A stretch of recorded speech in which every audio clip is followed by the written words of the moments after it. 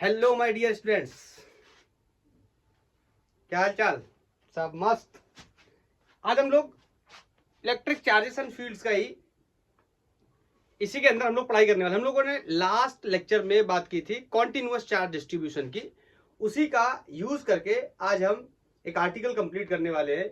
एक कोई हमारे पास लॉन्ग वायर, लॉन्ग का मतलब फिजिक्स में इंफिनिटी, लॉन्ग का मतलब इंफिनिटी वायर है जिसके ऊपर यूनिफॉर्मली चार्ज डेंसिटी है। यूनिफॉर्मली चार्ज डेंसिटी क्या है आपने लास्ट लेक्चर में सीख लिया होगा।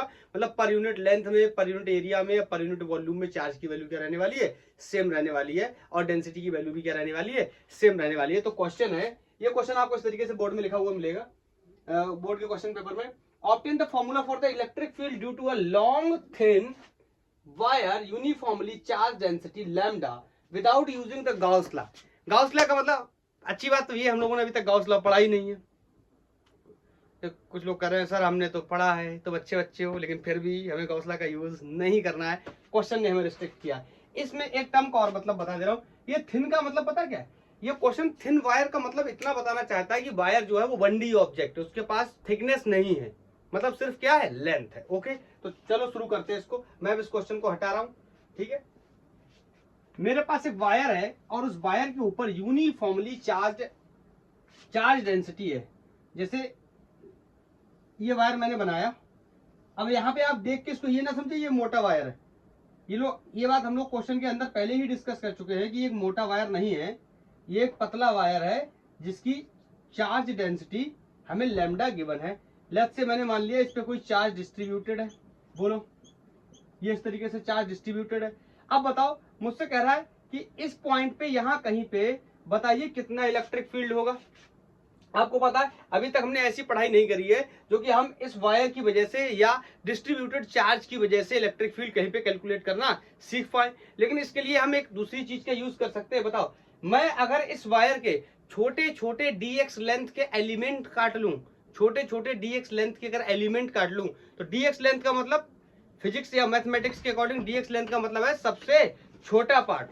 सबसे छोटा पार्ट, अगर पार्ट सबसे छोटा है तो उसमें चार्ज भी सबसे क्या होगा? छोटा होगा। इसका मतलब वो कैसा बिहेव कर लेगा हमारे लिए?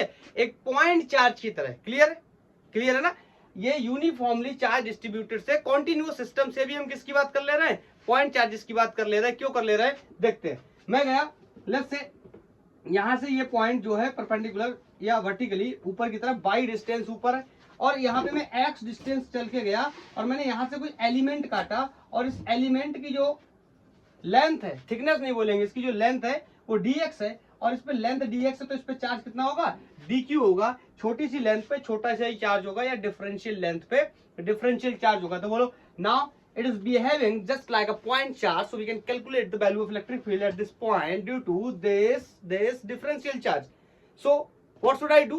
We are going to use, you all know, we are going to put a test charge here. Clear? So this differential charge will repel this charge like this, और यहां से पैदा होगी कोई क्या? DE field. बोलो, क्लियर है? DE field पैदा होगी।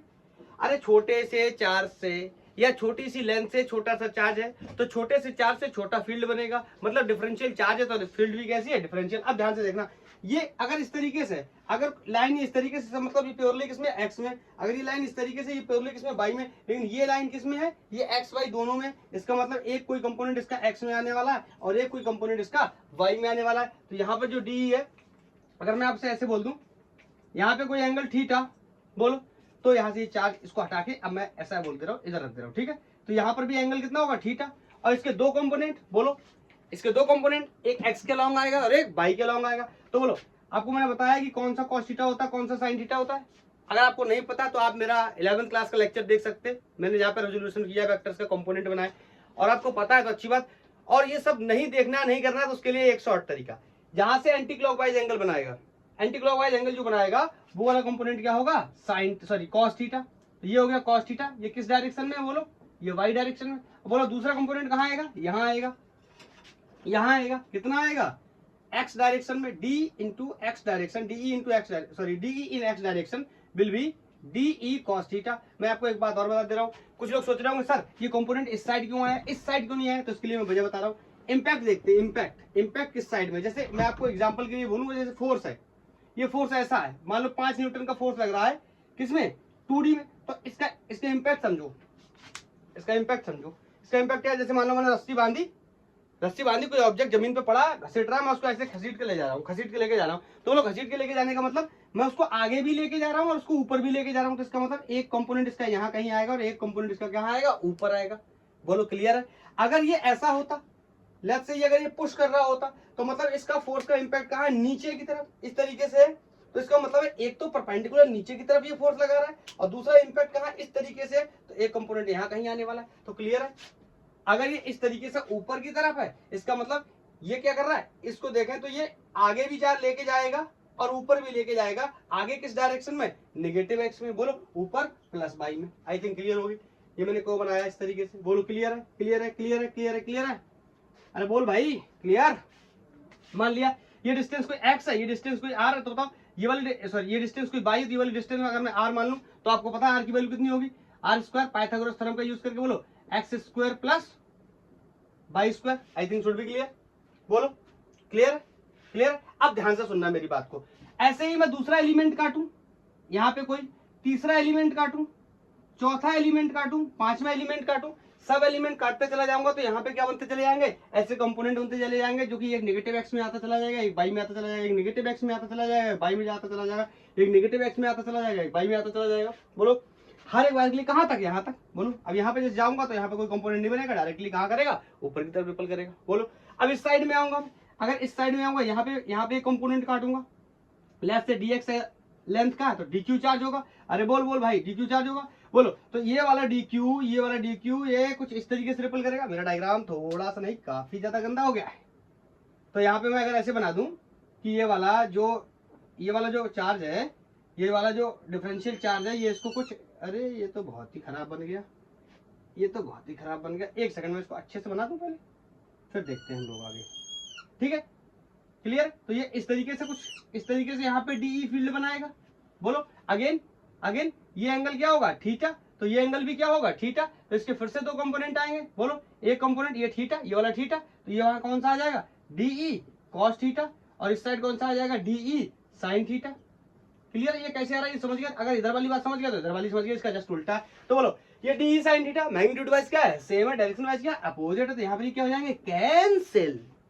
मतलब यहाँ पे एक्स डायरेक्शन के अलोंग आने वाले सारे कंपोनेंट क्या हो जाएंगे, कैंसिल। अरे कुछ लोग इसको वाई में भी ऐसे एक्स में रख के भी कराते हैं, तो यहाँ पे एक्स वाई का कोई मुद्दा नहीं है, यहाँ पर भी कुछ लोग कराते हैं, तो ये इस तरीके से भी आता है। ठीक है, तो यहाँ पे ये परपेंडिकुलर वाले क्या होते हैं, कैंसिल हो जाते हैं। तो यहाँ ऊपर नीचे का मुद्दा नहीं है, एक्स वाई का मुद्दा नहीं, मुद्दा है कि हमें क्या सोल्व करना है और क्या निकालना है। तो बोलो क्लियर। अब मैं आपसे एक बात और पूछना चाहता हूँ। अच्छा इस वाले कंपोनेंट को मैं हटा देता हूँ, मुझे जगह चाहिए होगी। तो मैं आपसे कहूँ बताओ इस जगह पे कितनी फील्ड हुई, तो आप कहोगे कि यहाँ पे टोटल फील्ड डीई बाई, जो कि बाई डायरेक्शन में बच रही है, बोलो एक्स डायरेक्शन में कोई भी नहीं बच रही फील्ड, तो डीई कॉस थीटा, यही फील्ड तो बच रही है। बोलो अब एक बात ध्यान से सुनना, मेरी बात को ध्यान से सुनना। देखो अगर मैं इतना लिखूंगा तो इसमें थोड़ी सी प्रॉब्लम आएगी। क्यों क्यों, चलो अच्छा एक लाइन बढ़ा के बताता हूँ। तो बताओ अब इसका मैं क्या करता हूँ, इंटीग्रेशन। अरे आपको पता है फिजिक्स में अगर इस तरीके के लिए आपको जोड़ना है तो क्या करना है, इंटीग्रेशन मैथ होती, सिंपली अंगणित होती, 2 + 3 कितना हो जाता, 5। लेकिन यहाँ पे 5 नहीं होगा, इसको जोड़ने के लिए क्या करेंगे, इंटीग्रेशन करेंगे। बोलो ये क्या हो जाएगा, डी विल बी ई।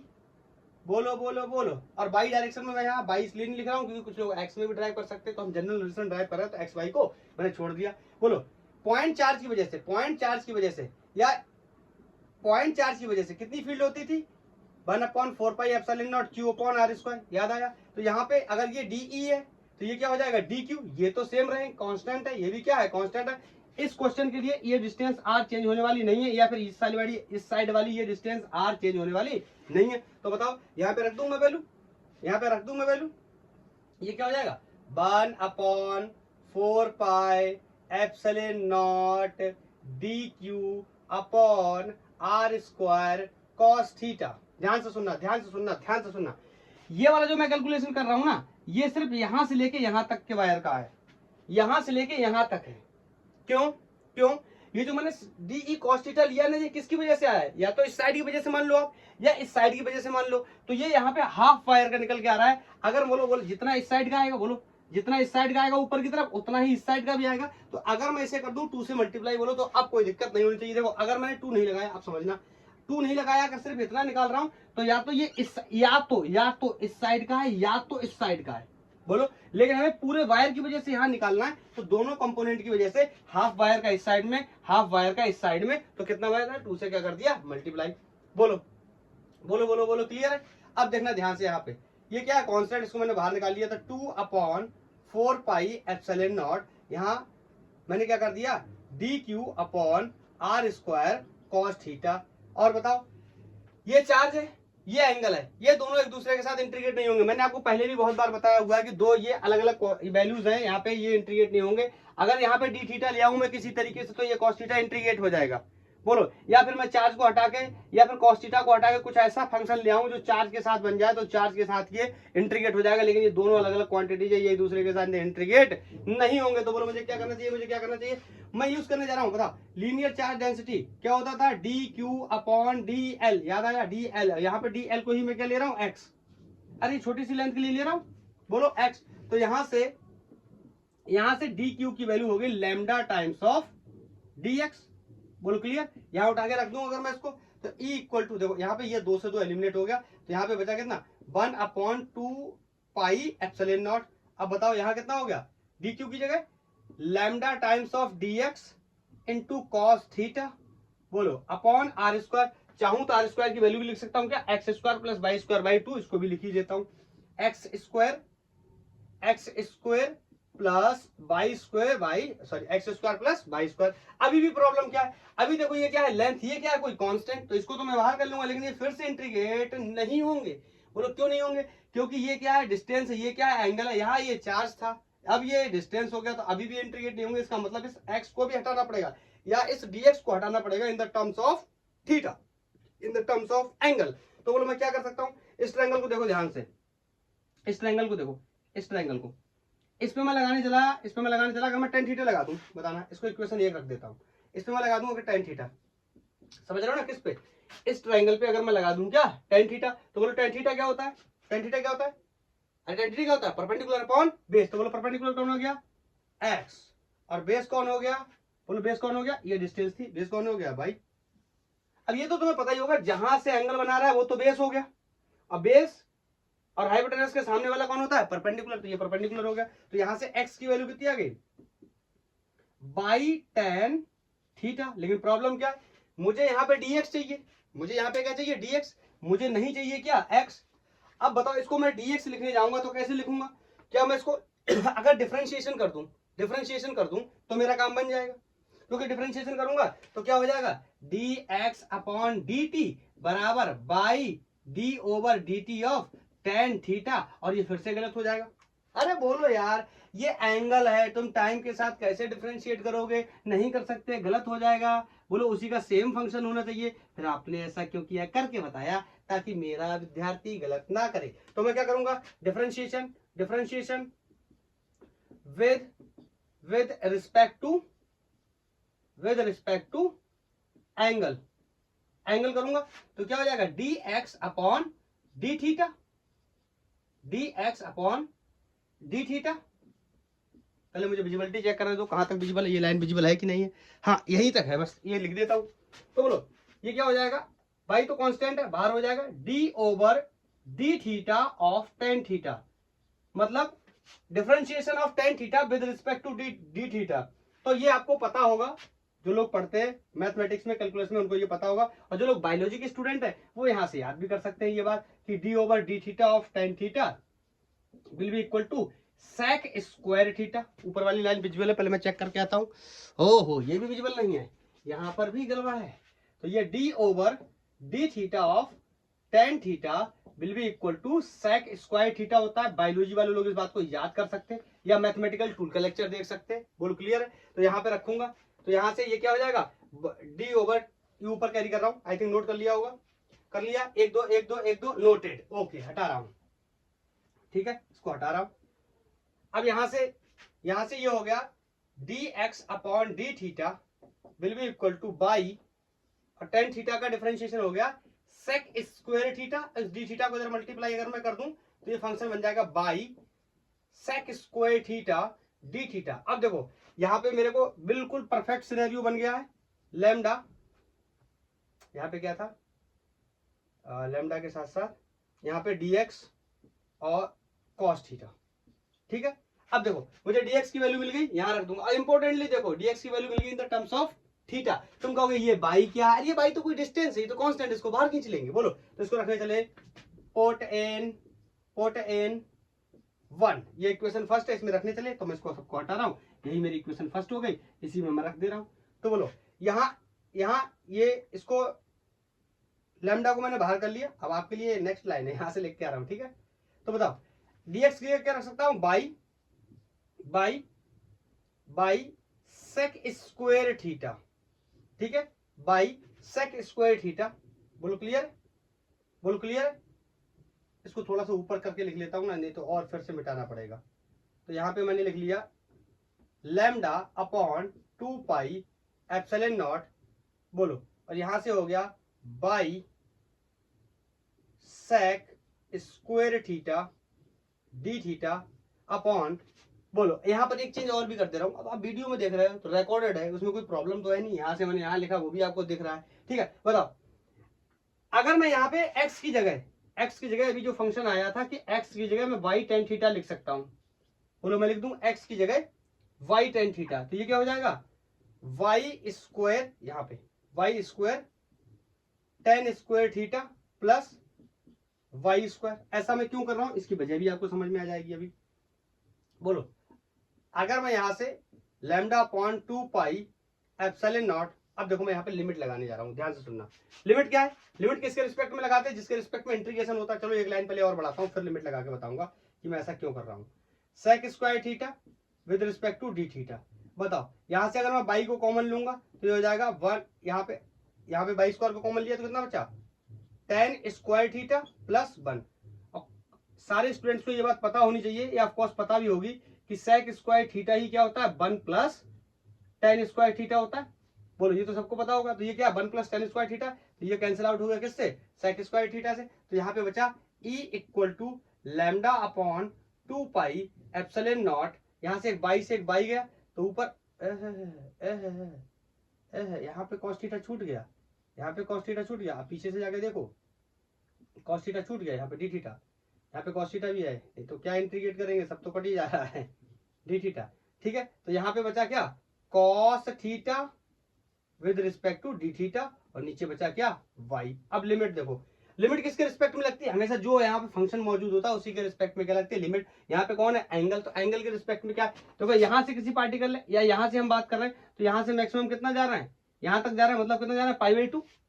अगर बोलो देखो ध्यान से सुनो, ये लाइन यहाँ से शुरू करके यहाँ तक जा रहा हूँ तो कितना एंगल हो रहा है ये π/2। अगर ये घूम के यहाँ तक आ जाता तो कितना हो जाता पाई 180 हो जाता।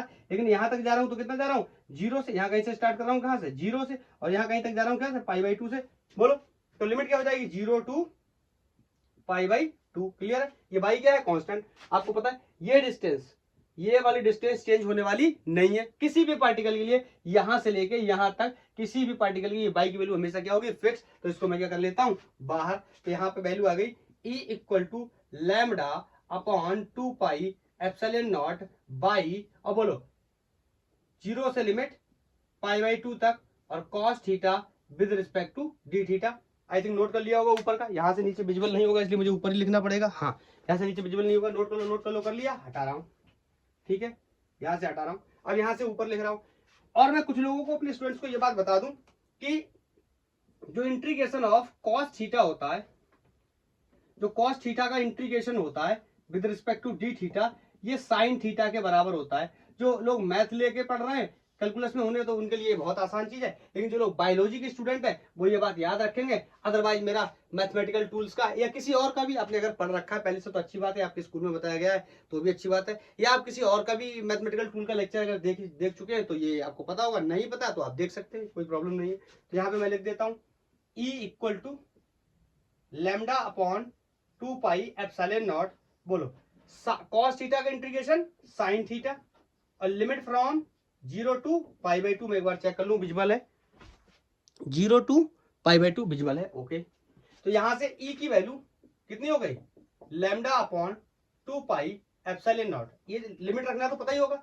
इस थीटा की जगह पहले क्या रखूंगा π/2, फिर क्या रखूंगा 0। तो लिमिट कैसे लिखते हैं upper limit minus lower limit, तो ये क्या हो जाएगा साइन पहले थीटा की जगह π/2 माइनस फिर थीटा की जगह साइन 0। बोलो क्लियर। अभी साफ कर रहा हूं नीचे से। यहाँ ई की वैल्यू हो गई लैम्डा अपॉन 2π एप्सिलॉन नॉट। बताओ ये तो सबको पता होगा ना कि साइन π/2 मतलब साइन 90 की वैल्यू, यहाँ पे लिख दूं साइन 90 की वैल्यू कितनी होती है 1 होती है, मैक्सिमम होती है कितनी 1 होती है। और साइन 0 की वैल्यू कितनी होती है 0। बोलो साइन 0 की वैल्यू कितनी होती है 0। तो ये कितना हो गया 1 और ये कितना हो गया 0। तो बोलो 1 में से 0 जाएगा क्या बचेगा, अरे 1 ही तो बचने वाला है। इसका मतलब E equal to lambda upon 2π epsilon naught. और ये बाई यहाँ रह गया था तो यहाँ पे ये बाई, ठीक है, यहाँ पे ये बाई तो यहाँ पर भी ये बाई। कुछ लोग सोच रहे होंगे आपका रह बहुत जा रहा है, कोई बात नहीं, छूट ही गया था। यहाँ पे लिखा था, देखो यहाँ से लिखा था, यहाँ से छूट गया था आई थिंक।